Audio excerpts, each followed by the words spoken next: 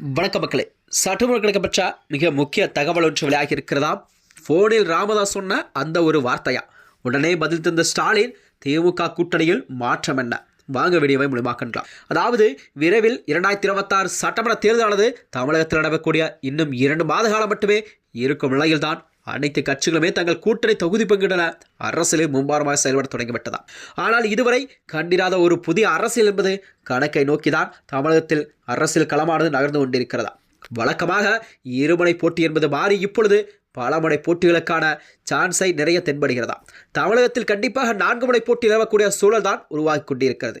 இப்படிப்பட்ட ஒரு சூழல் தான் தமிழக அரசியலில் கிங் மேக்கராக திகழ்ந்து வந்த பாமக நிறுவனர் டாக்டர் ராமதாஸ் தற்போதைய நகர்வு என்பது பலரது கவனத்தையும் பெற்று வருகிறதா.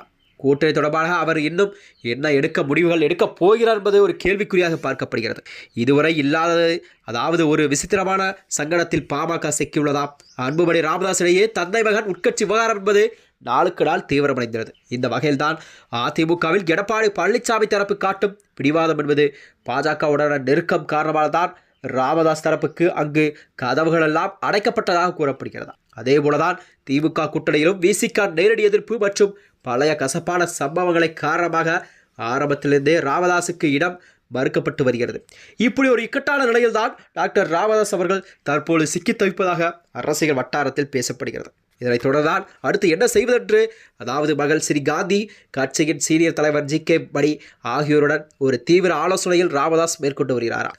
பாமகவின் கோட்டையாக கருதப்படும் வட மாவட்டங்கள் மற்றும் தனித்து போட்டியிட்டு ஒரு பலத்தை நிரூபிப்பதா அல்லது தாவேக்காவுடன் கூட்டணி அமைப்பதா என்ற விவாதம் நடைபெற்று வருவதாக கூறப்படுகிறதா. ஆனால் இப்போதைய சூழலில் கண்டிப்பாக தனித்து போட்டியிடுவது என்பது தேர்தல் வெற்றியை பாதிக்கும் என்பதால் நிர்வாகிகள் அதற்கு பச்சை கொடி காட்டவில்லையாம். அதனால்தான் கடைசியாக ஒருமுறை திமுக கூட்டணி இணைய முயற்சிக்கு தைலாபுரம் தரப்பு வந்துள்ளதா.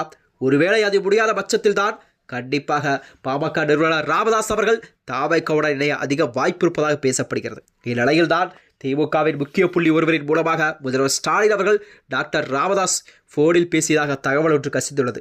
அதாவது தன்னுடைய நீண்டகால அரசியல் அனுபவத்தை முன்வைத்த ராமதாஸ், இது எனது அரசியல் வாழ்க்கையில் மிக முக்கியமான தேர்தல், ஒருவேளை இது கடைசி தேர்தலாக கூட எனக்கு இருக்கலாம் என்று ஒரு உருக்கமாக சொல்லி ஒரு கௌரவமான தொகுதிகளை ஒதுக்குமாறு கோரிக்கை ஒன்று விடுத்திருக்கிறார். இந்த நிலையில்தான் ராமதாஸ் இதற்கு பதிலளித்த ஸ்டாலின், இப்பொழுது காங்கிரஸோட தொகுதி பங்கீடு முதற்கட்ட நிலையில் இருப்பதால் அது முடிந்ததுமே கண்டிப்பாக புதிய கட்சியை சேர்ப்பது குறித்து ஒரு தெளிவான முடிவுகள் எடுக்கப்படும் என்று கூறியிருக்கிறார். அந்த வகையில்தான் திமுக கூட்டணிக்காக ஐயா பெருந்தன்மையுடன் டாக்டர் அவர்கள் காத்து கொண்டிருப்பதாக கூறப்படுகிறதா.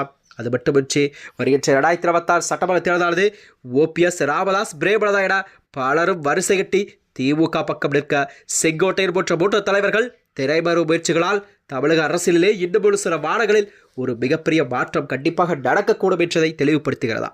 மேலும் இது போன்ற வீடியோக்களை தெரிந்து கொள்ள நமது சேனலை மறக்காமல் சப்ஸ்கிரைப் செய்து கொள்ளும். நன்றி, வணக்கம்.